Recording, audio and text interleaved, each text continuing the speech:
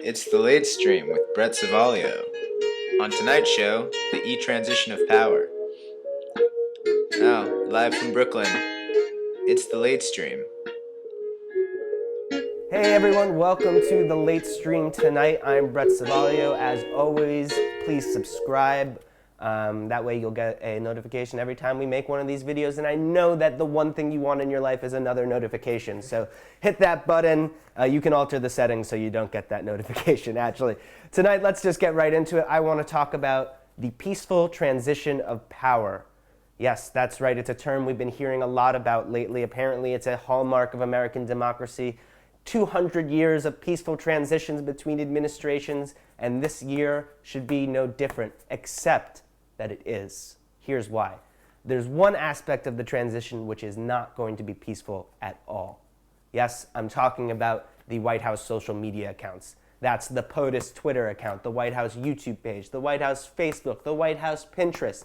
All of them are going to be in the hands of Donald Trump come January 20th. I'm not sure if you've seen any of these pages, but they're basically propaganda arms of the administration. So the POTUS Twitter account, for example, has Obama's policy positions, defenses of those policy positions, fundraising announcements, cute messages signed B.O. from Barry himself. The YouTube page similarly shows his speeches, press conferences. There's even some nice content on there that's supposed to pull on your heartstrings.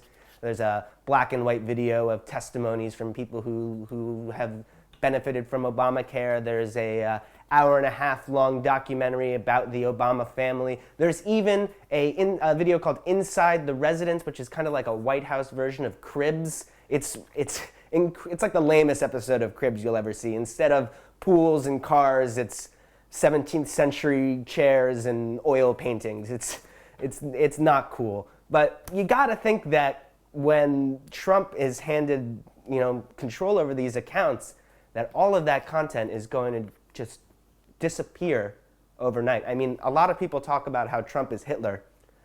It seems his genocide is going to take place on social media. Now, on January 20th, Trump is going to get the keys to the White House. He's going to get the nuclear codes, and now he's going to get the passwords to the social media accounts. And this is the first time that that's ever happening in an administration. I mean, there wasn't social media when Bush was handing over power to Obama. I mean, maybe there was Friendster and MySpace, but I don't think W was on Friendster. He might have been on MySpace with his alt band, but I don't know. But Obama's going to have to turn over the passwords. He's going to have to tell Trump what well, he probably doesn't have to tell Trump what the passwords are because Putin's told him what the passwords are. But those accounts will be in charge, will be Trump's come January 20th. And all of that content, I think, is going to be gone. I mean, Trump in the YouTube page, it's really boring if you watch it now. I mean, even all the videos are really boring on there. But Trump I think he could bring some of his je ne sais quoi showmanship to YouTube. I mean, he is a social media president after all. I could see such videos on the White House YouTube page come January 21st as WWE wrestling from the Oval Office, or a top 10 list of things that President Trump hates about Tuesdays. The possibilities are honestly endless for a reality star like Donald Trump. I wouldn't even put it past him for him to start monetizing the White House videos. I mean, how great would it be you tune in to watch a White House press conference and bam, you're hit with a Poo-Pourri ad. I like Poo-Pourri. If you guys want to start advertising on our videos, I would take some free Poo-Pourri. It smells. Anyway, the real thing, though, that I want to get into is the Twitter account. As that's where I think it's going to be really interesting. As you know, Donald Trump has said that he's going to keep his Twitter account, Real Donald Trump, if you're not familiar with it, and he's going to inherit the POTUS account.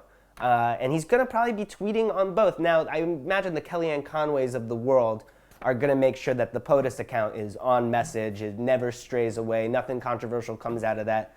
But, I mean, Donald Trump, he's a mystery box when it comes to Twitter. I mean, when Obama would tweet, when the POTUS account tweets now, Obama tweets like any other politician, that is to say, scared shitless.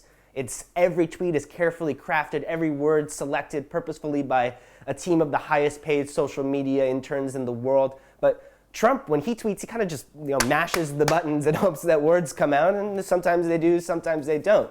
I could see a scenario in which the real Donald Trump Twitter account and the POTUS Twitter account are not only at odds on policy, but straight fighting with each other. I could see Trump at 3 in the morning sitting on his golden toilet.